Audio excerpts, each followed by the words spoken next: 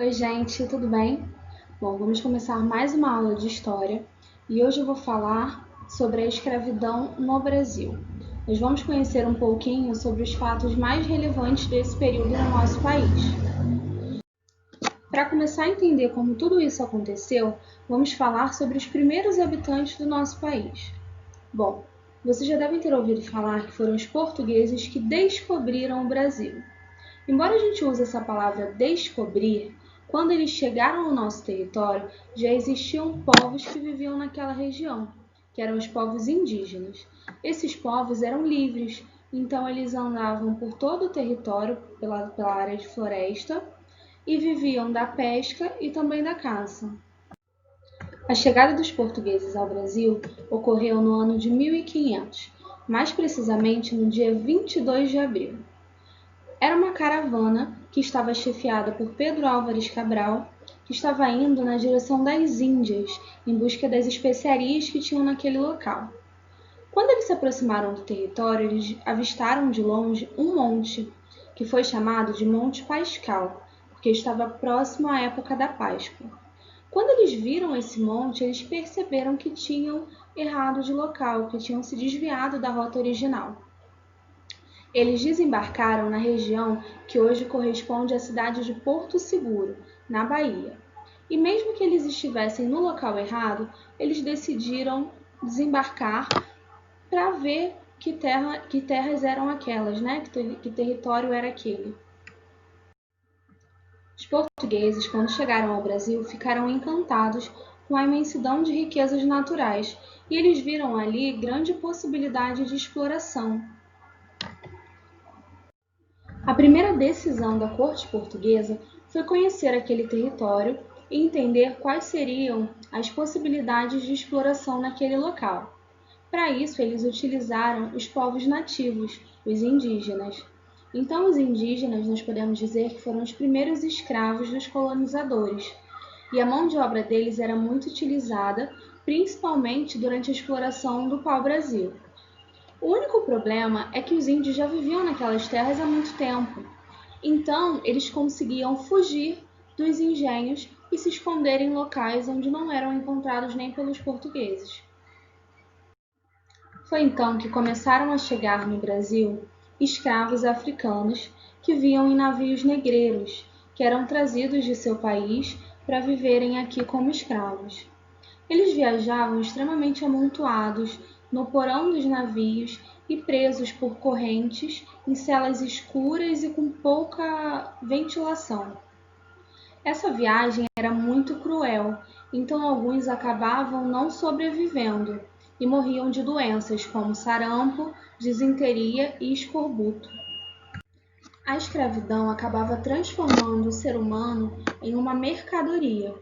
Os escravos que conseguiam sobreviver à viagem, quando chegavam aqui, eram vendidos aos senhores, e esses poderiam fazer com eles o que quisessem, poderiam bater, poderiam matar, poderiam vender novamente ou colocá-los para trabalhar.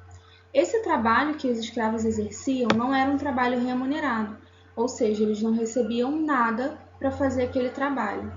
E muitos deles não respeitavam os escravos como seres humanos, então eles não tinham direito a descanso, a alimentação era muito precária e até mesmo as famílias, quando vinham juntas nos navios negreiros, eram separadas para que não houvesse a possibilidade de fuga.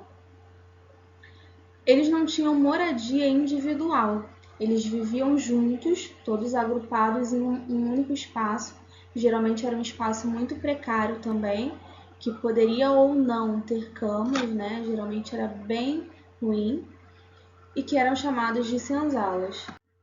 Os escravos homens, né, do sexo masculino, geralmente trabalhavam nos engenhos, nas casas de família ou então nas cidades, carregando fruta e comida que eram produzidas geralmente pelos seus donos.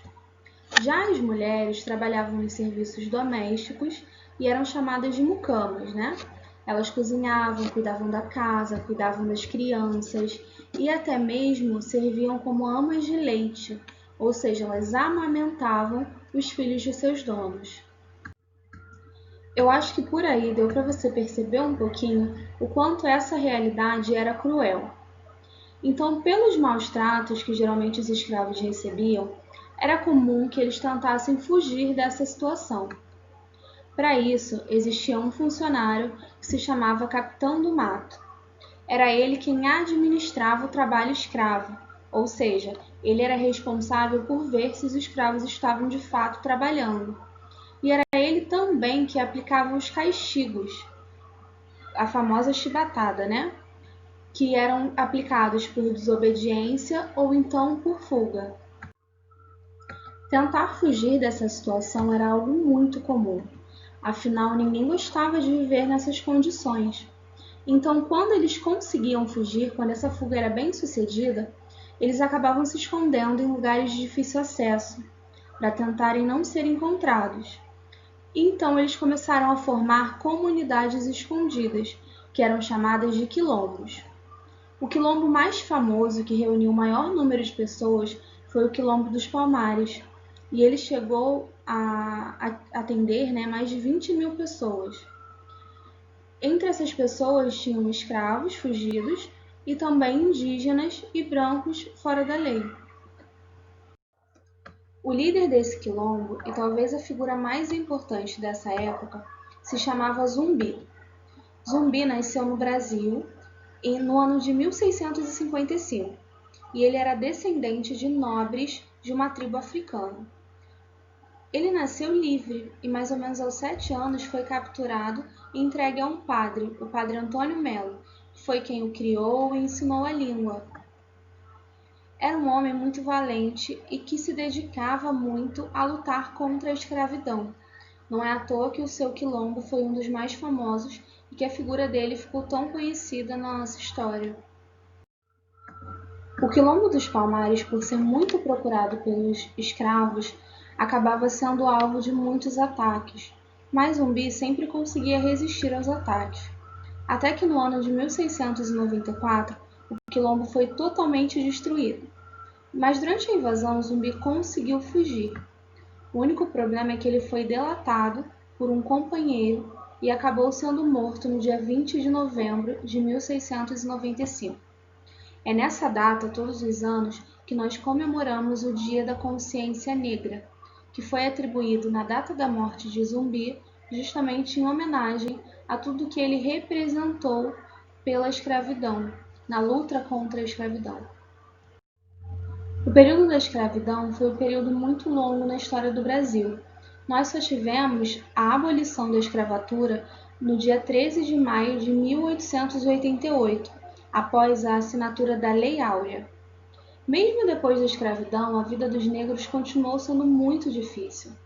Aqueles que eram libertos acabavam não conseguindo emprego, e mesmo quando conseguiam, recebiam muito menos do que os homens brancos, então muitos acabavam optando por continuar trabalhando nos engenhos. E é isso, gente. A nossa aula de hoje fica por aqui. Agora vocês vão para o material complementar, que foi aquele que eu enviei segunda-feira, fazer a leitura das páginas 14 e 15. Nessas duas páginas nós temos textos que são um pouco mais aprofundados sobre esse assunto que eu passei para vocês, que eu introduzi hoje na aula. Amanhã nós vamos continuar com esse tema no nosso encontro virtual. Então eu gostaria muito que vocês não deixassem de fazer a redação que tem como proposta na página 14. Amanhã nós vamos fazer uma leitura, continuar falando sobre o assunto e eu vou querer escutar a redação de cada um. E é isso, galera. Muito obrigada e até a próxima.